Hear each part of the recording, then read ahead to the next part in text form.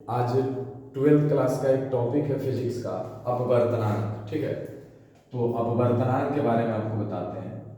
अपवर्तनांक, अपवर्तनांक, ठीक है, क्या है अपवर्तनांक। अपवर्तनांक क्या होता है? किसी माध्यम में का अपवर्तनांक निकालना रहेगा या किसी माध्यम का अपवर्तनांक निकालना रहेगा, तो कैसे निकालेंगे यही बताएंगे। ठीक है, तो किस अपवर्तनांक किसी माध्यम का होता है निर्वात में प्रकाश की चाल। निर्वात में प्रकाश की चाल, निर्वात में प्रकाश की चाल और उस माध्यम में प्रकाश की चाल, उस माध्यम में प्रकाश की चाल का अनुपात होता है, का अनुपात होता है। यानी कहने का मतलब हो गया कि निर्वात में प्रकाश की चाल और बटा उस माध्यम में प्रकाश की चाल का अनुपात हो गया।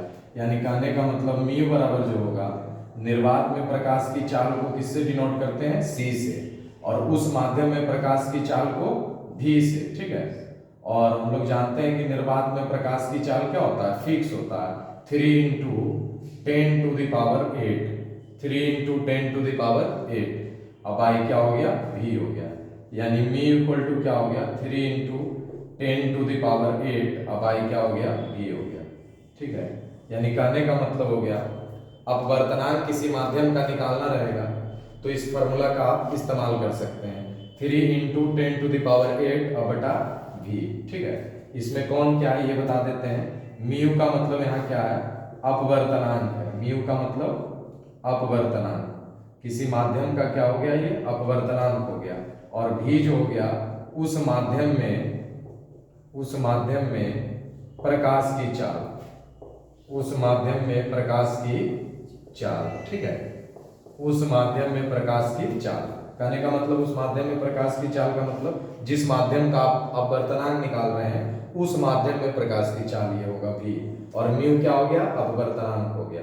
यानी कहने का मतलब है इस फॉर्मूला से आप म्यू इक्वल टू 3 × 10⁸ बटा भी से आप किसी माध्यम का अपवर्तनांक निकाल सकते हैं। ठीक है, तो आप इतना पहले प्रिंट कीजिए तो फिर हम बताएंगे। इतना पहले प्रिंट कर लीजिए। अब देखिए कुछ इंपॉर्टेंट माध्यम का अपवर्तनांक निकालते हैं। ठीक है, कुछ इंपॉर्टेंट माध्यम का, जैसे आप देखिए कांच का, ये कांच मतलब ग्लास, कांच का अपवर्तनांक कैसे निकालेंगे? ठीक है, कांच का, तो कांच में प्रकाश की चाल कितना होता है? 2 × 10⁸ मीटर/सेकेंड। ठीक है, 2 × 10⁸ मीटर/सेकेंड होता है। और म्यू का मतलब क्या होता है? 3 × 10⁸। अब आई क्या होता है? भी होता है। यानी 3 × 10⁸ अब बटा भी का वैल्यू कितना होता है? 2 × 10⁸। तो ये आपका कैंसिल हो गया, तो 3/2 बच गया, मतलब 1.5 हो गया।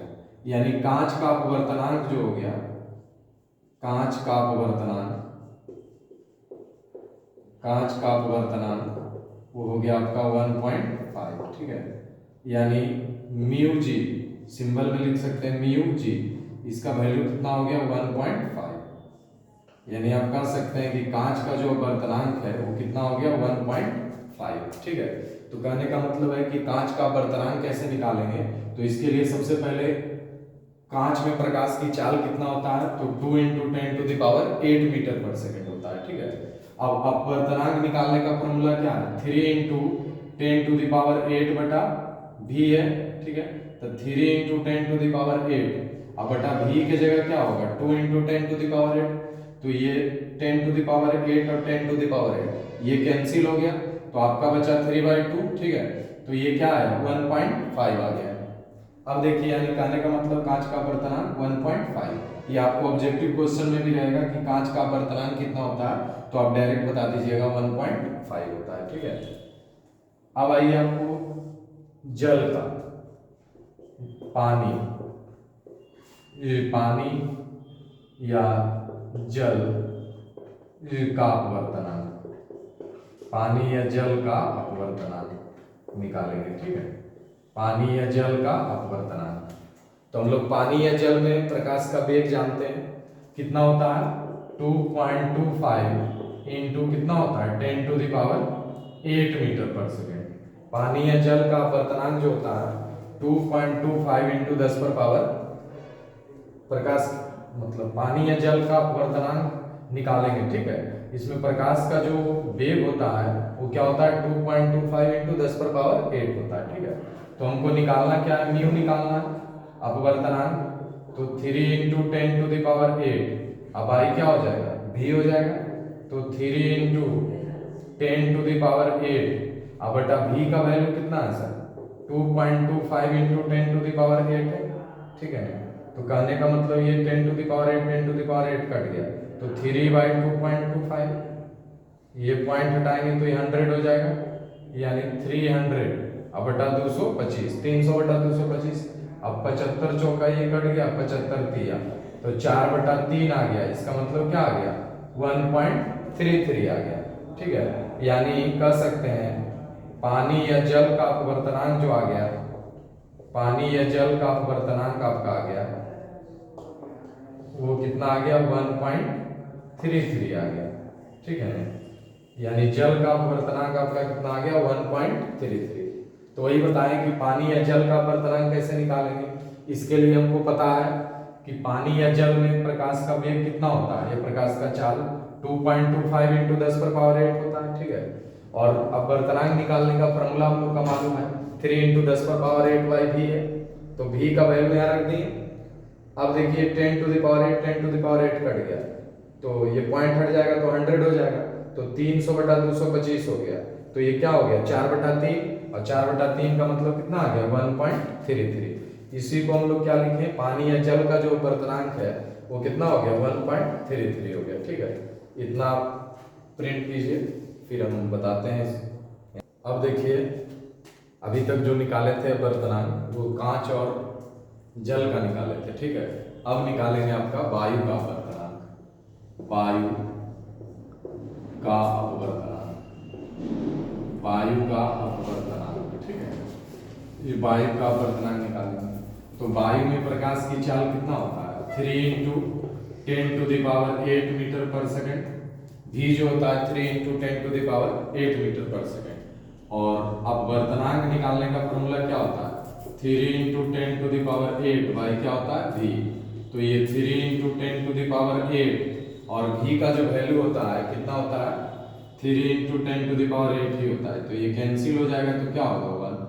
यानी वायु का जो अपवर्तनांक आ गया वो वायु का अपवर्तनांक जो है ये कितना आ गया 1 आ गया, ठीक है। यानी कहने का मतलब म्यू ए, म्यू से सूचित होता है और ए का मतलब हो गया एयर, यहाँ लिख भी सकते हैं वायु। म्यू ए कितना आ गया 1 आ गया, यानी वायु का जो अपवर्तनांक आ जाएगा कितना आ जाएगा 1 आ जाएगा, ठीक है। तो यानी 3 माध्यम का अपवर्तनांक हम निकाले, तीनों का आप लोग याद रखिएगा। जैसे एक था क्या था कांच का अपवर्तनांक, कांच का अपवर्तनांक, कांच का अपवर्तनांक कितना आया था 1.5 आया था। इसको सिंपल में 3/2 भी हम लोग लिख सकते हैं।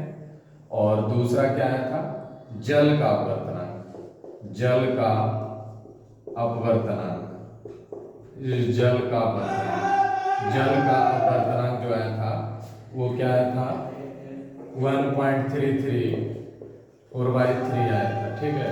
और जो अगला आया था वो आया था वायु का अपवर्तनांक, वायु का अपवर्तनांक, वायु का अपवर्तनांक वो कितना आया था 1 आया था, ठीक है।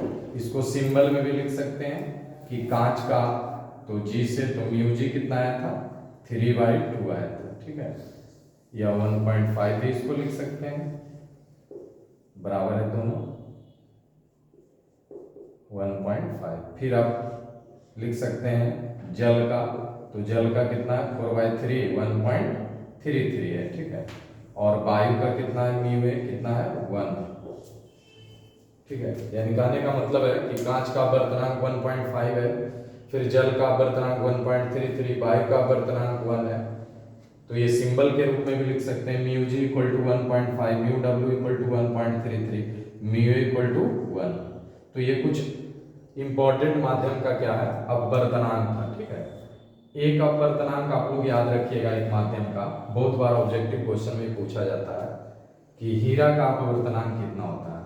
तो हीरा का अपवर्तनांक आप लोग नोट में याद रखिएगा। ठीक है, हीरा का अपवर्तनांक जो होता है, हीरा का अपवर्तनांक जो होता है वो कितना होता है, 2.42। ठीक है, सबसे अधिक अपवर्तनांक हीरा का होता है 2.42। ठीक है, यानी कहने का मतलब हीरा का अपवर्तनांक कितना हो गया, 2.42। ठीक है, यहाँ तक आप प्रिंट कीजिए।